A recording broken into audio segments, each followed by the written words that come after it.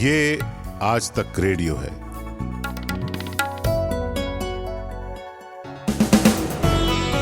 Hello नमस्कार, मेरा नाम नितिन ठाकुर है। ये है आज तक रेडियो और आप सुन रहे हैं दिन भर।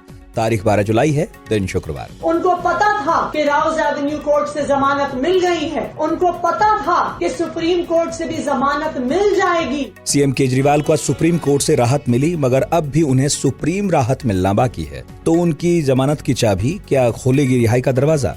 आज दिन भर की शुरुआत इसी खबर से। DU यानी दिल्ली यूनिवर्सिटी के LLB कोर्स में मनुस्मृति पढ़ाई जानी थी, जिसका विरोध हुआ।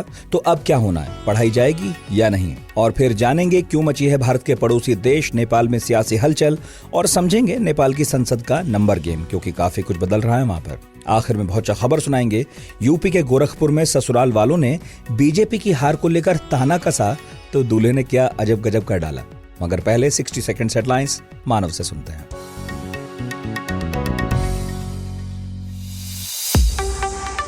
शुक्रिया नितिन। महाराष्ट्र MLC चुनाव के नतीजे आए सामने। अब तक 9 उम्मीदवारों की जीत, 11 सीटों पर हुआ था मतदान। केंद्र सरकार ने 25 जून को संविधान हत्या दिवस मनाने का किया ऐलान। 1975 में इसी दिन लगी थी इमरजेंसी। केंद्र सरकार के इस फैसले पर कांग्रेस ने उठाए सवाल। जयराम रमेश ने कहा कि अब से हर साल 8 नवंबर को भारत के लोग आजीविका हत्या दिवस के रूप में मनाएंगे। नेपाल के प्रधानमंत्री पुष्प कमल दहल प्रचंड संसद में विश्वास मत हारे। सुप्रीम कोर्ट ने हाथरस में हुई भगदड़ को लेकर दायर जनहित याचिका पर सुनवाई से किया इंकार। दिल्ली के राउज एवेन्यू कोर्ट ने CBI केस में 25 जुलाई तक बढ़ाई केजरीवाल की न्यायिक हिरासत। मालीवाल केस में विभव कुमार को लगा बड़ा झटका। दिल्ली हाई कोर्ट ने खारिज की जमानत याचिका। दिल्ली में बीजेपी प्रदेश अध्यक्ष वीरेंद्र सचदेवा हुए डिटेन। बिजली बिल में बढ़ोतरी के खिलाफ कर रहे थे प्रदर्शन।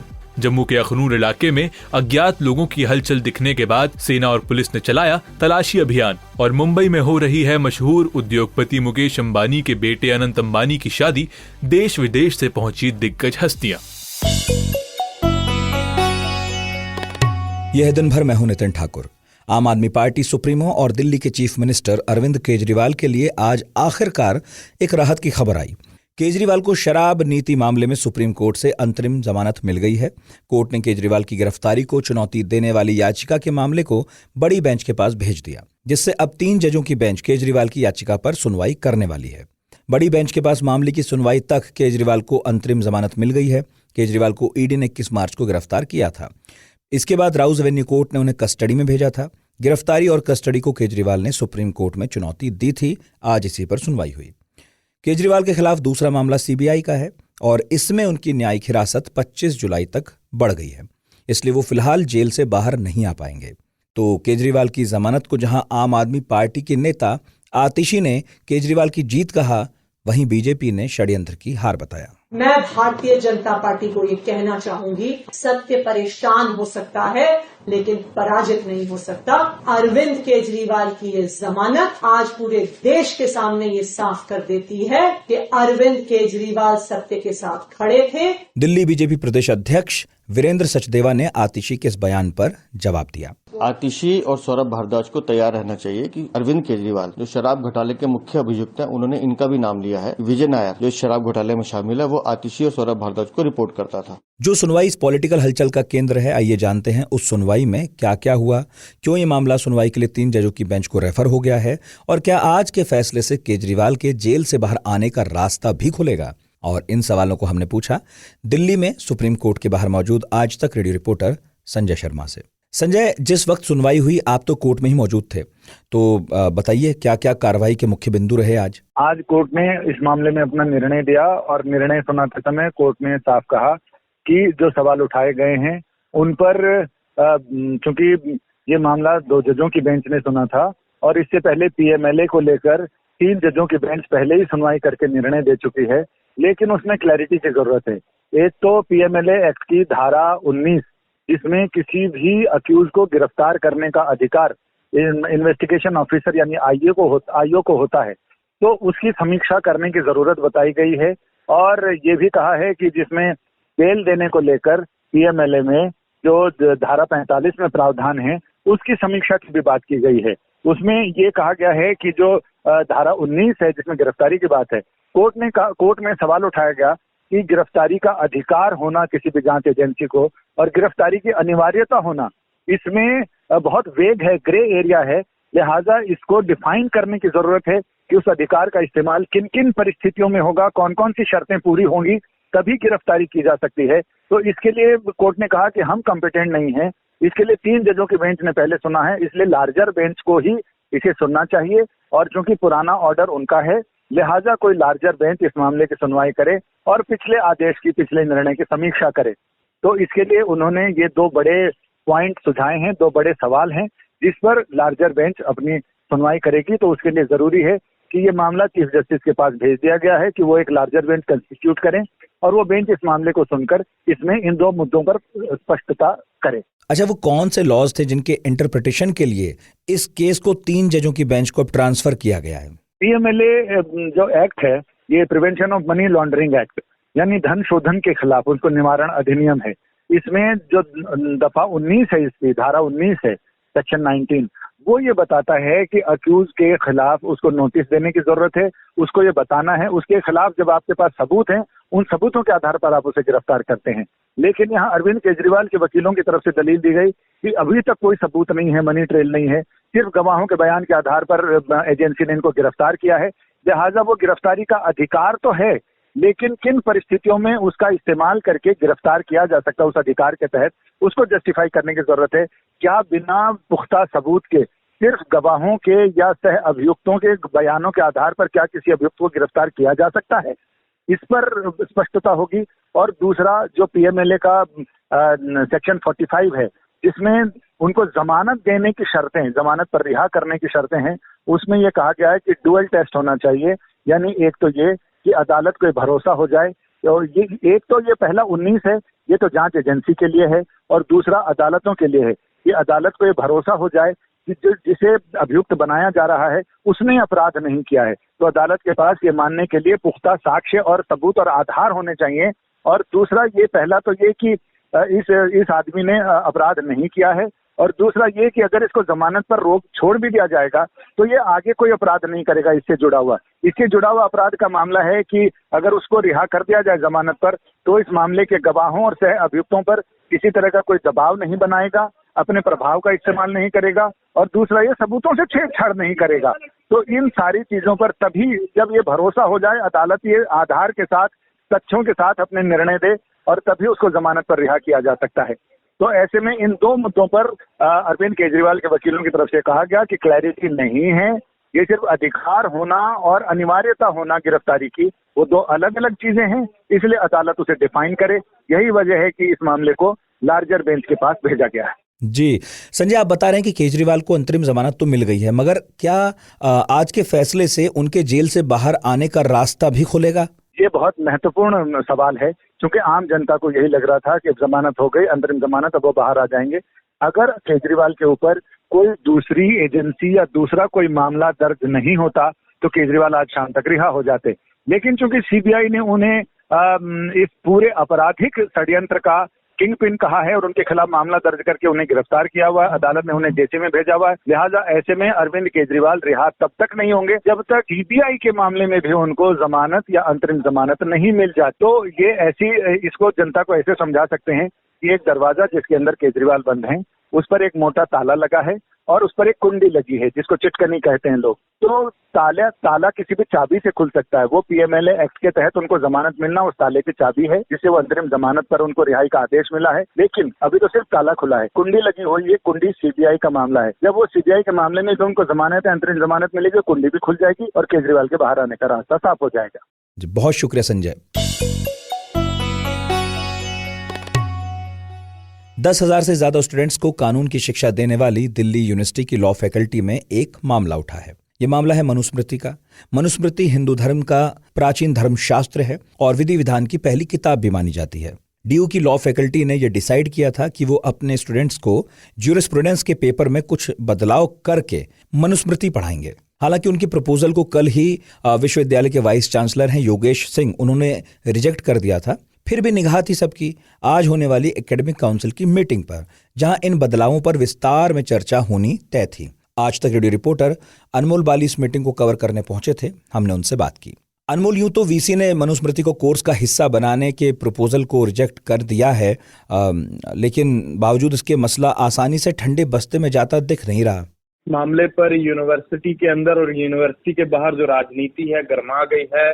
छात्र संगठन हो और चाहे वाम दल हो, ऐसा AISF हो, SFI हो या और भी कांग्रेस के साथ जुड़ा NSY हो, वो जो इस प्रपोजल का है विरोध कर रहे हैं। कहीं ना कहीं लॉ फैकल्टी में अभी देखा गया कि मनुस्मृति पढ़ाने की बात की गई।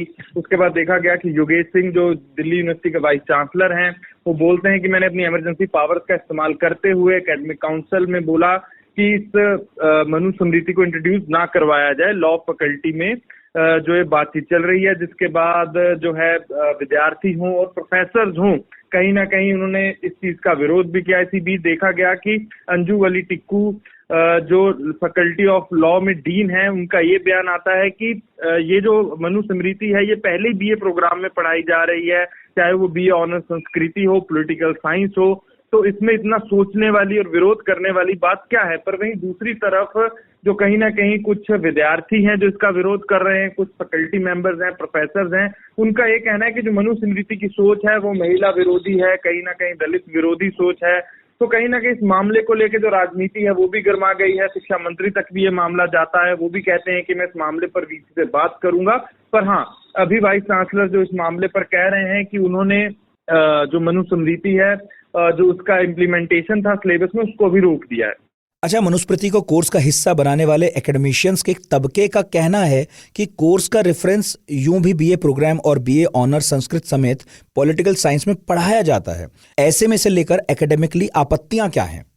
इस मामले पर एकेडमिशियंस का बहुत तर्क है। इससे पहले भी देखा गया कि एकेडमिक काउंसिल की जो गठन को लेकर भी कुछ जो एकेडमिक्स हैं, फैकल्टी मेंबर्स हैं, वो दिल्ली यूनिवर्सिटी पर ये भी आरोप लगाते रहे हैं कि एकेडमिक काउंसिल में जो इलेक्टेड मेंबर्स हैं, खास करके जो SC ST और OBC समुदाय से आते हैं, कि उनका रिप्रेजेंटेशन सही नहीं है। उसी बीच इस मामले ने भी तूर पकड़ ली और कहीं ना कहीं जो ज्यादातर विद्यार्थी और फैकल्टी मेंबर्स इसका विरोध कर रहे हैं, उनका सीधा सीधा कहना है कि जो मनुस्मृति है वो कहीं ना कहीं दलित विरोधी है, महिला विरोधी है।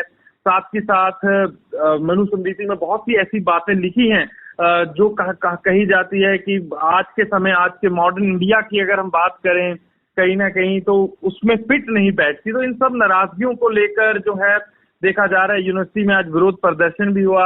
ऑल इंडिया स्टूडेंट एसोसिएशन हो, आईसा, AISF हो, SFI हो, वो गए, यूनिवर्सिटी प्रशासन तक भी उन्होंने अपनी बात पहुंचाई, प्रोटेस्ट भी किया।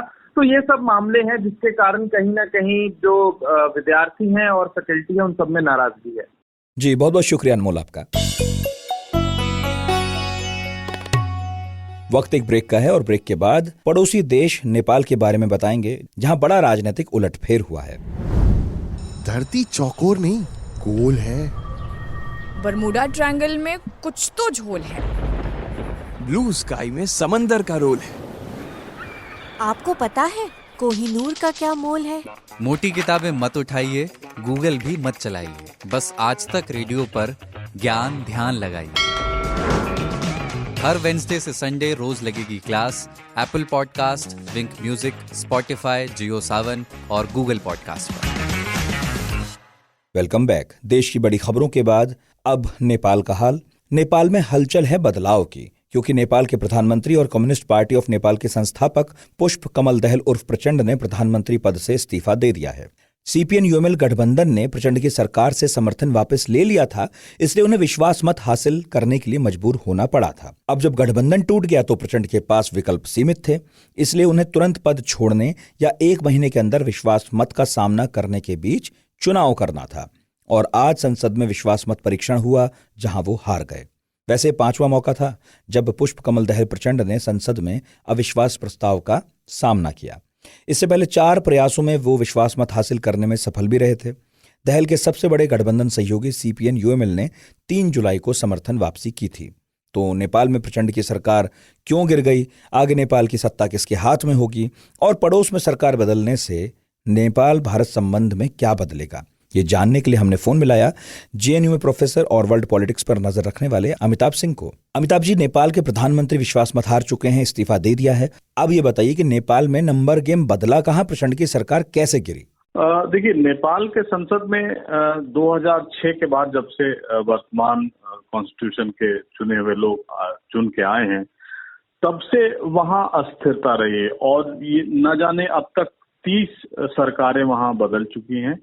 लेकिन अभी जो फिलहाल जैसे कयास लगाए जा रहे हैं कि ये सरकार केपी शर्मा ओली की जो सीपीएन यूएमएल के हैं, उनको अब तक जो समर्थन मिला है वो नेपाली कांग्रेस से है, जो सबसे बड़ी पार्टी है। उनके पास 89 मेंबर्स हैं और इनके पास उनसे 12 कम यानी 77 मेंबर हैं।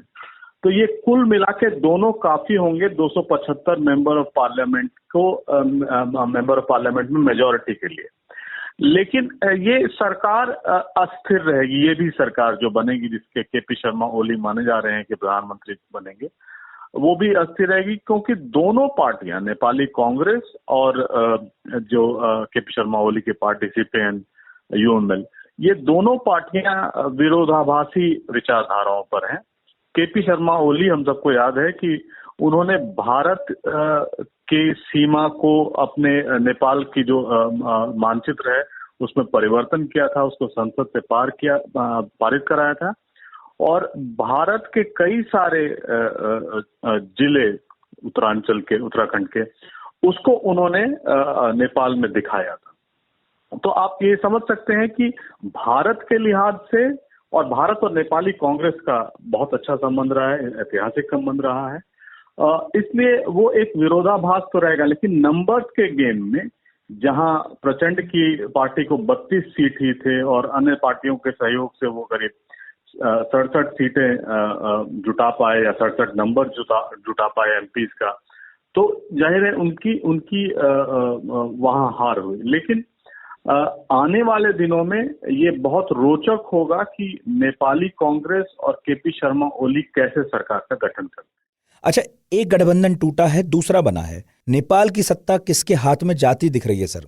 अभी तक जो रिपोर्ट्स आई हैं उनसे ये स्पष्ट नहीं हो रहा है कि इनका कॉमन मिनिमम प्रोग्राम क्या होगा, क्योंकि अभी तक सरकार बनाने की बात हो रही थी। प्रचंड ने भी लास्ट मिनट नेपाली कांग्रेस को ऑफर किया कि वो कोइराला साहब को प्रधानमंत्री बनाने की पेशकश करेंगे और उसमें मदद करेंगे, लेकिन तब तक देर हो चुकी थी शायद, और वो नेपाली कांग्रेस ने केपी शर्मा ओली के साथ संबंध अपना मतलब फॉर्मलाइज कर लिया था।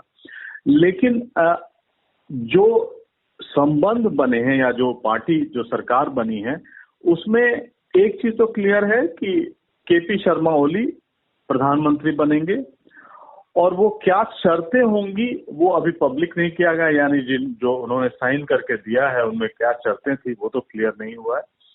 लेकिन मुझे लग रहा है ये भी अस्थिर सरकार होगी और आने वाले दिन बड़े रोचक होंगे कि नेपाली संविधान के 76 संविधान के आर्टिकल 76(3) में ये मेंशन है कि 30 दिन के अंदर जो सबसे बड़ी पार्टी होगी उसको इनवाइट किया जाएगा। तो जाहिर नेपाली कांग्रेस है, लेकिन चूंकि इन्होंने अपना जोड़ के वहां के राष्ट्रपति को अपना नंबर दे दिया है, तो मुझे लगता है कि केपी शर्मा ओली ही फिलहाल प्रधानमंत्री बनेंगे जब तक अगला कुछ ना हो जाए। जी, क्या सरकार के बदलने से भारत नेपाल के रिश्ते भी बदलेंगे?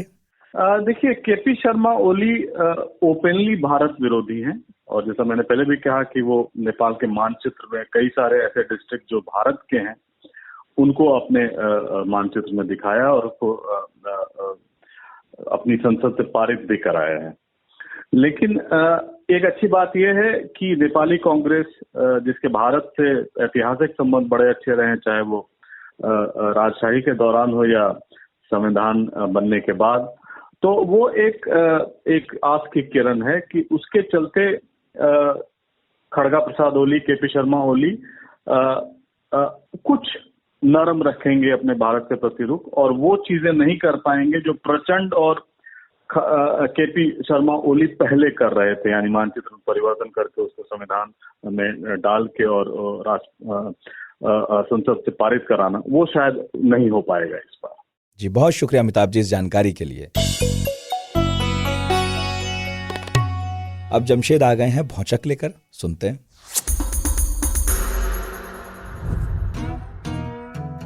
हमारे एक उस्ताद हैं, उनका नाम है शाहरुख खान।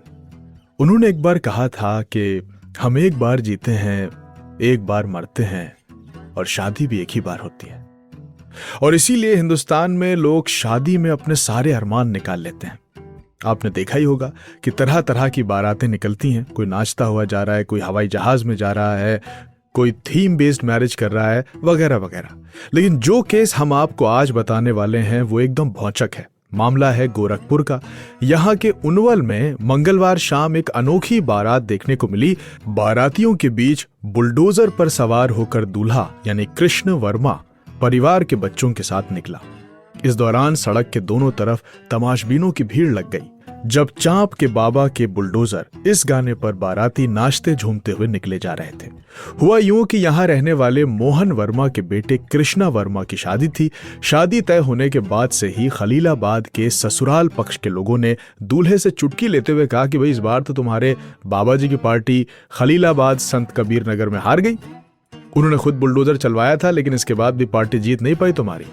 ये बात दूल्हे को इतनी नागवार गुजरी कि इसके बाद उसने अनोखा फैसला किया। और फैसला क्या था? जब बारात निकली तो लोगों ने देखा कि दूल्हा किसी महंगी एयर कंडीशनर कार में नहीं बल्कि बुलडोजर में बैठा चला जा रहा है। हालांकि परिवार के लोगों ने उसे समझाया भी कि बेटा ऐसा मत करो, लोग हंसेंगे, लेकिन कृष्णा अपनी जिद पर अड़ा रहा। उसने कह दिया कि अब बारात जाएगी तो सिर्फ बुलडोजर पर। आखिरकार दूल्हे राजा की बात सबको माननी पड़ी और फिर बुलडोजर पर निकली ये अनोखी बारात। इस बारात के बारे में आपका क्या कहना है? आज तक रेडियो के इंस्टाग्राम पर कमेंट करके जरूर बताएं। आज तक रेडियो। शुक्रिया जमशेद। दिन भर के अंतिम पड़ाव पर पहुंच गए हम। आप हमें एप्पल पॉडकास्ट या स्पॉटिफाई पर सुन रहे हो तो रेटिंग जरूर कीजिएगा। और अपील है हमारी कि radio@aajtak.com पर लिखकर भेजा कीजिए जैसा भी आपको हमारे पॉडकास्ट के बारे में लगता है। बाकी आज है शुक्रवार तो बल्ला बोल भी आने वाला है। बल्ला बोल जरूर सुनिएगा। बल्ला बोल क्रिकेट की गतिविधियों से जुड़ा हमारा शानदार पॉडकास्ट है जिसमें हमारे साथी केशव के साथ बात की है मशहूर स्पोर्ट्स जर्नलिस्ट विक्रांत ने और निखिल नाज ने। तो सुनिएगा और बताइएगा कैसा लगा। आज का दिन में प्रोड्यूस किया अंकित द्विवेदी ने, साउंड मिक्सिंग कर रहे हैं सचिन। आप सुन रहे थे नितिन ठाकुर को। अपना बहुत ख्याल रखिए। आज तक रेडियो सुनते रहिए और हैप्पी वीकेंड।